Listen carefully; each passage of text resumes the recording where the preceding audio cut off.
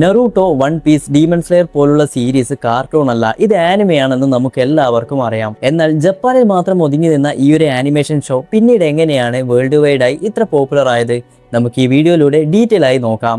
Okay, ഒരുപാട് വർഷങ്ങൾക്ക് മുൻപ്, അതായത് രണ്ടാം ലോക മഹായുദ്ധങ്ങളൊക്കെ കഴിഞ്ഞതിന് ശേഷം ജപ്പാനിൽ മാങ്ക പതിയെ പോപ്പുലർ ആകാൻ വേണ്ടി തുടങ്ങി. ഈ മാങ്ക എന്ന് പറയുന്നത് നമ്മുടെ കോമിക് ബുക്സ് ഇല്ലേ, അതിനെയാണ് ജപ്പാനിൽ മാങ്ക എന്ന് പറയുന്നത്. 1952 ആ സമയത്ത് ഏറ്റവും പോപ്പുലർ ആയ മാങ്കയാണ് ആസ്ട്രോ ബോയ്. പിന്നീട് ഒരുപാട് മാങ്ക റിലീസായി പതിയെ മാങ്കയൊക്കെ ആനിമി സീരീസുകളായി TV ഷോയിലൂടെ ജപ്പാനിൽ വരാൻ തുടങ്ങി. അങ്ങനെ ജാപ്പനീസ് TV ഷോകളിൽ വന്ന ഈ ഒരു ആനിമേഷൻ സീരീസുകളാണ് നമ്മൾ ഇന്ന് കാണുന്ന ആനിമെ. ഓക്കെ, അപ്പോൾ ജപ്പാനിൽ മാത്രം ഒതുങ്ങി നിന്ന ഈ ഒരു ആനിമേഷൻ ഷോ പിന്നെ എങ്ങനെയാണ് ഇത്രയധികം പോപ്പുലർ ആയത്? 1980-90 കാലത്ത് അമേരിക്കയിലും മറ്റ് യൂറോപ്യൻ രാജ്യങ്ങളിലും ആനിമെ TVയിലൂടെ ജനങ്ങൾ കാണാൻ തുടങ്ങി. തുടക്കത്തിൽ വന്ന ആനിമയൊക്കെ ഒരു നോർമൽ ആനിമേഷൻ ഷോ പോലെ തന്നെയാണ്. അതായത് നമ്മുടെ കുട്ടികൾക്ക് കാണാൻ കഴിയുന്ന കാർട്ടൂൺ എന്ന് പറഞ്ഞപ്പോൾ പോക്കിമോൻ, ഡ്രാഗൺ ബോൾ, യൂഗിഹോ തുടങ്ങിയ ആനിമയുടെ വരവോടെ ഇത് കുട്ടികൾക്കല്ലാതെ മുതിർന്ന ആൾക്കാർക്കും കാണാൻ കഴിയും, ഇതൊരു നോർമൽ കാർട്ടൂൺ അല്ല, കുട്ടികൾക്ക് മാത്രം കാണാൻ കഴിയുന്ന ഷോ അല്ല എന്നും ഇവർ മനസ്സിലാക്കുന്നു. ഒരു നോർമൽ മൂവി കാണുന്നതിനേക്കാൾ ഫീല് ആനിമയിൽ നിന്ന് കിട്ടുമെന്ന് മനസ്സിലാക്കി ജപ്പാനിൽ നിന്ന് വന്ന ഈ ഒരു ആനിമെ പതിയെ ലോകം ഏറ്റെടുക്കാൻ തുടങ്ങി. വർഷം 2000, എപ്പോഴത്തെ പോലെ എല്ലാവരും TV ഷോകളൊക്കെ കാണുന്നു. പല കുട്ടികളും കാർട്ടൂൺ ആണെന്ന് കരുതി ആനിമയും മറ്റു ഷോകളും കാണുന്ന ആ ഒരു സമയം 2004, 2005, 2006 ഈ ഒരു കാലഘട്ടത്തിൽ 3 ആനിമി ട്രെൻഡിങ് ആവുന്നു. കുട്ടികളും മുതിർന്നവരും ജോലിയും സ്കൂളൊക്കെ വിട്ട് ആകാംക്ഷയോടെ ഓരോ എപ്പിസോഡും എൻജോയ് ചെയ്ത് കണ്ട ആ ഒരു സീരീസ്. ഇതുവരെ കണ്ട കാർട്ടൂൺ പോലെയല്ല ഇത് എല്ലാത്തിൽ നിന്നും വേറിട്ട് നിൽക്കുന്ന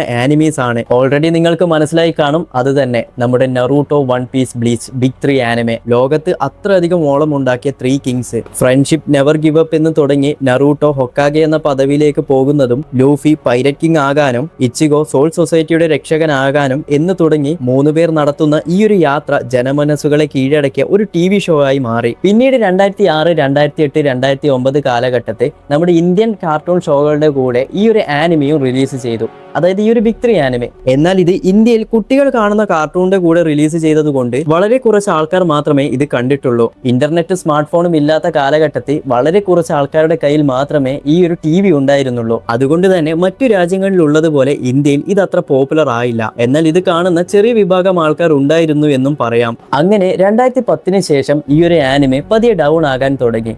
അതായത് ആനിമെ കാണുന്നവർ കൂടുതൽ ആനിമെ കാണുന്നുണ്ടെങ്കിലും പുതുതായി ആനിമെ കാണുന്നവർ വളരെ കുറവായിരുന്നു. ഹണ്ടർ, അറ്റാക്ക് ഓൺ ടൈറ്റൻ പോലുള്ള ആനിമെ വന്നപ്പോൾ ഞാൻ മുകളിൽ പറഞ്ഞതുപോലെ ആനിമെ കാണുന്നവരുടെ ഇടയിൽ ഹിറ്റായി. എന്നാൽ ഇന്ത്യയിൽ ഇന്റർനെറ്റും കാര്യങ്ങളൊന്നും അധികം ആർക്കും ഇല്ലാത്തത് കൊണ്ട് ആ ഒരു ബിഗ് 3 ഉണ്ടാക്കിയ ഓളമൊന്നും പിന്നീട് ഉണ്ടായിട്ടില്ല. ഓക്കെ, ഇനി നമുക്ക് ഇന്ത്യയിൽ നിന്നും നമ്മുടെ കൊച്ചു കേരളത്തിലേക്ക് വരാം. 2016 ജിയോ സിമ്മിന്റെ വരവോടെ എല്ലാവരും ഇന്റർനെറ്റ് ഉപയോഗിക്കാൻ തുടങ്ങി.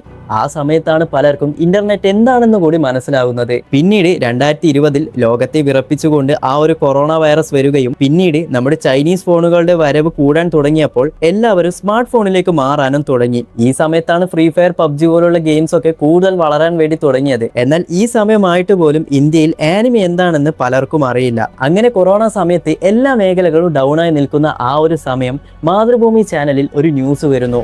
ജപ്പാനിൽ ഒരു ആനിമേഷൻ ഷോ തിയേറ്റർ റിലീസ് ചെയ്ത് $31.13 കോടി രൂപ ലഭിച്ചു. ലോകം മുഴുവൻ ചർച്ചയായ ഈ ഒരു ആനിമെ മറ്റൊന്നുമല്ല നമ്മുടെ ഡീമൺ സ്ലെയർ മൂഗൻ ട്രെയിൻ ആർക്കാണ്. അങ്ങനെ ഈ ഒരു ന്യൂസ് അറിഞ്ഞ പല ആൾക്കാരും പുതുതായിട്ട് ആനിമി കാണാൻ വേണ്ടി തുടങ്ങി, പ്രത്യേകിച്ച് ഈ ഒരു ഡീമൺ സ്ലെയർ തന്നെ. ഈ സമയം ഇന്ത്യയിലെ ഒട്ടുമിക്ക ആൾക്കാർക്കും ഇത് കാർട്ടൂൺ അല്ല എന്ന് മനസ്സിലായി ആനിമി ഏറ്റെടുക്കാൻ വേണ്ടി തുടങ്ങി. ഈ ഒരു സമയമാകുമ്പോഴേക്കും ഇന്ത്യയിലെ പല ആൾക്കാരും ആനിമി റിലേറ്റഡ് വീഡിയോസ് ഒക്കെ യൂട്യൂബിൽ അപ്ലോഡ് ചെയ്യാനും തുടങ്ങി. Your Name, Black Clover, Jujutsu Kaisen, Tokyo Revengers, Blue Lock, Chainsaw Man തുടങ്ങി ഒരു 2017 ആയപ്പോൾ ഈ ഒരു ആനിമി ജനങ്ങൾ ഏറ്റെടുക്കുകയും വേൾഡിൽ തന്നെ ആനിമി ട്രെൻഡിങ് ആവുകയും ചെയ്തു. എന്നാൽ ഇത് ഇത്രയൊക്കെ പോപ്പുലർ ആയി എന്ന് പറഞ്ഞാലും ആ ഒരു ബിഗ് 3 ഉണ്ടാക്കിയ ഓളമില്ലേ, അത് പിന്നീട് വന്നിട്ടില്ല. ഇപ്പോൾ എക്സാമ്പിൾ 2026 ആയിട്ട് പോലും മികച്ച ആനിമി അവാർഡ് കിട്ടിയ പല ആനിമി ഉണ്ടായിട്ട് പോലും, Solo Leveling, My Hero Academia പോലുള്ള ആനിമി ഉണ്ടായിട്ട് പോലും ഇതെല്ലാവരും അറിഞ്ഞിട്ട് പോലും പുതുതായി ആൾക്കാർ ആനിമി കാണുന്നില്ല. കാരണം ഈ ഒരു ആനിമി നമ്മുടെ കൊച്ചു കേരളത്തിൽ വന്ന സമയത്ത്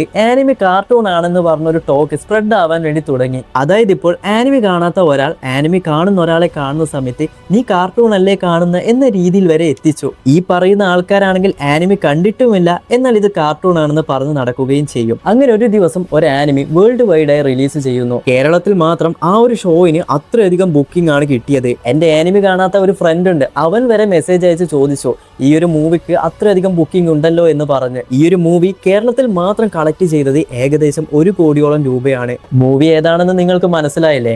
ഡീമൺ സ്ലെയർ ഇൻഫിനിറ്റി കാസിൽ തന്നെ. ആനിമയെ കുറിച്ച് അറിയാത്ത ഒരു സാധാരണക്കാരന് പോലും ഇങ്ങനൊരു സാധനം ഇറങ്ങിയിട്ടുണ്ട് എന്ന് സോഷ്യൽ മീഡിയ അവരെ എത്തിച്ചു. പലരുടെയും ആദ്യത്തെ തിയേറ്റർ എക്സ്പീരിയൻസ് ചെയ്ത മൂവി ഈ ഒരു ഡീമൺ സ്ലെയർ ഇൻഫിനിറ്റി കാസിൽ തന്നെ ആയിരിക്കും. കൂടാതെ വേൾഡ് വൈഡ് ആയി 6600 കോടി രൂപയിലധികം കളക്ഷൻ നേടി. ആ സമയത്ത് വേൾഡ് കളക്ഷൻ നേടിയ മൂവിയുടെ ലിസ്റ്റ് എടുത്ത് നോക്കിക്കഴിഞ്ഞാൽ 7ാമതാണ് നമ്മുടെ ഡീമൺ സ്ലെയർ ഉള്ളത്. അങ്ങനെ 2026 ഈ ഒരു സമയത്ത് പോലും ആനിമി അത്രയധികം പോപ്പുലറായി ഇങ്ങനെ പോകുന്നു. അപ്പോൾ നമ്മളുടെ ഇടയിലൂടെ ഈ ഒരു ആനിമി വന്ന വഴി വളരെ ഷോർട്ടായിട്ടാണ് ഞാനിവിടെ പറഞ്ഞത്. അപ്പോൾ ഈ ഒരു ആനിമയെ കുറിച്ച് നിങ്ങളുടെ അഭിപ്രായം എന്താണ്? മറക്കാതെ കമന്റ് ചെയ്യൂ. ഇതുപോലുള്ള ഒരു അടുത്ത വീഡിയോയുമായി പിന്നെ വരാം.